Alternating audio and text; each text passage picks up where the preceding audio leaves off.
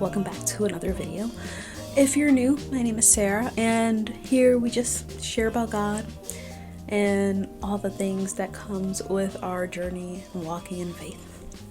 Today I wanted to just share with you guys a little quiet time routine, just a little morning in my life. I did work this morning, so all my mornings look different, especially when I come out of work. Sometimes I go straight to sleep, sometimes I don't. This morning I made a breakfast pizza, and I definitely recorded way too much footage, so I'll try not to put so much of that in, but it came out really good. If you look at this slice, that is one delicious pizza. My mornings are just all different. Sometimes I eat breakfast, sometimes I don't. If I didn't work, then I wake up, make my coffee, and then start reading my Bible. Today we're going to start off with my daily devotional, which is The Joy of the In-Between, 100 Devotions for Trusting God in Your Waiting Season by Ashley Hetherington.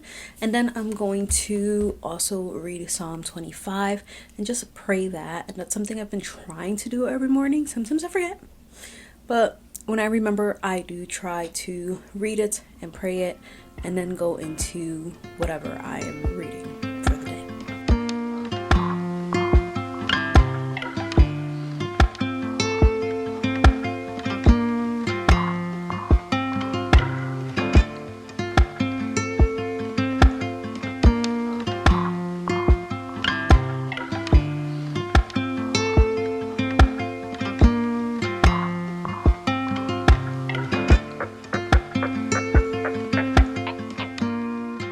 So I've read the devotional.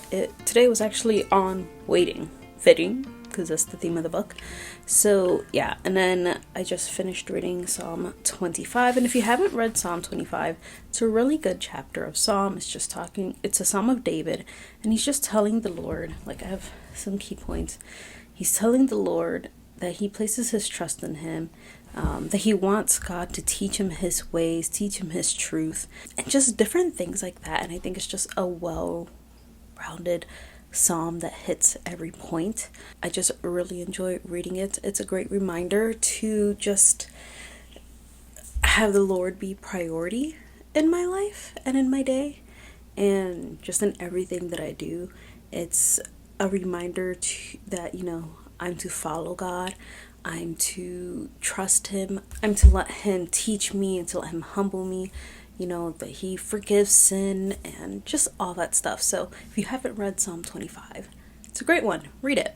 Now I'm going to just start reading my devotions, or I'm reading in the Bible. And right now I am in Ecclesiastes. I am halfway through chapter 2. So I'm just going to continue there, and we can just chat. Right now, the writer of Ecclesiastes, he calls himself the preacher. I think it's King Solomon, because that's the only thing to me that would make sense. And he's just talking about vanity and how, one word means vapor or breath, but it's describing things that can be fleeting or elusive, searching for the meaning and purpose of life. And he always describes it as striving after wind. Went through vanity, the vanity of wisdom, vanity of self-indulgent, and now I'm going to read about the vanity of living wisely and the vanity of toil.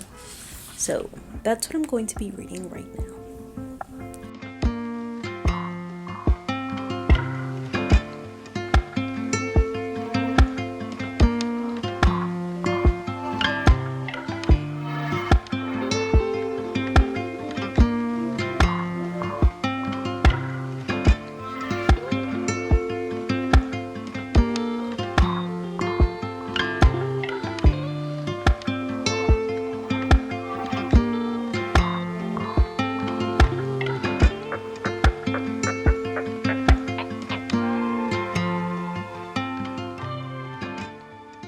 So I finished reading, and something I've been doing is highlighting every time it says anything about vanity, vain, vanities.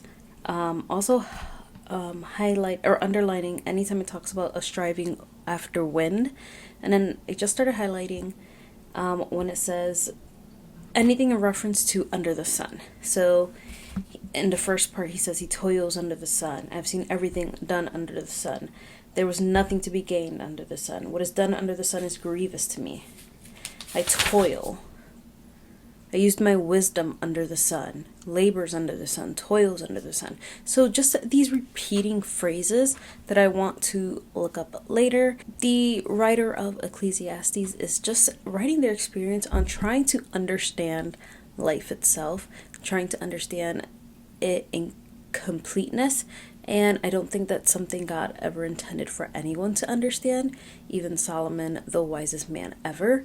And this is what really makes me think it's him, because in chapter 1, verse 16, it says, I said in my heart, I've acquired great wisdom, surpassing all who were over Jerusalem before me.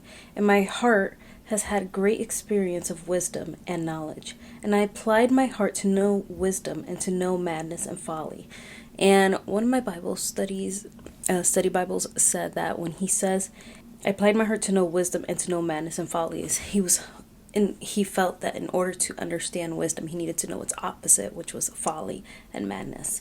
I also think this is Solomon, because the first verse says, the words of the preacher, the son of David, king of Jerusalem.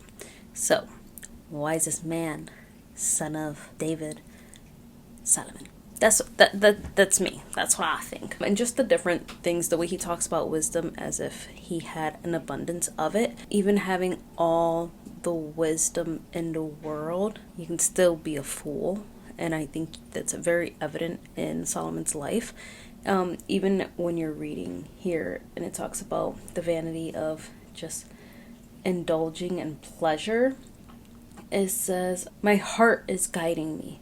I've built houses, I've planted vineyards, gardens, and parks. I bought male and female slaves.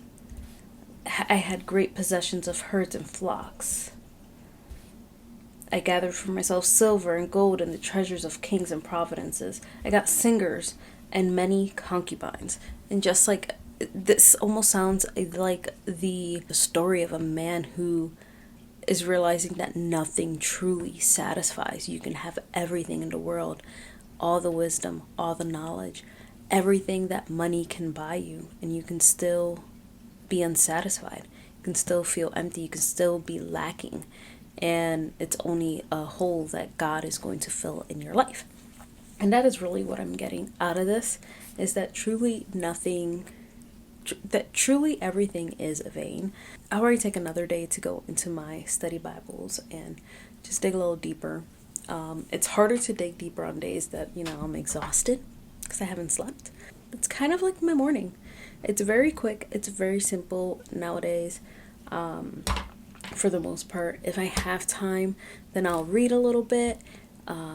If I have time, I'll study. I'll pull out my different Bibles, my commentaries, and just dig deeper into verses and just get a deeper understanding. But there are some days where I'm just like, I'm gonna read God's word and I'm gonna go to sleep, and I'm gonna go to sleep knowing that God's words are in my mind. Sometimes I just knock out and I wake up my morning, late afternoon, and I read God's word and enjoy it then. So I'm gonna leave you guys here. I hope you guys enjoyed this little snippet into my morning and the random breakfast pizza montage. Hope you guys enjoy that. That's like what I did when I got home, so figured I'd just throw that in too. Let me know if there are any videos you guys would like me to film, any ideas that you guys have. I'm open to suggestions, and yeah, I'll see you guys in my next one.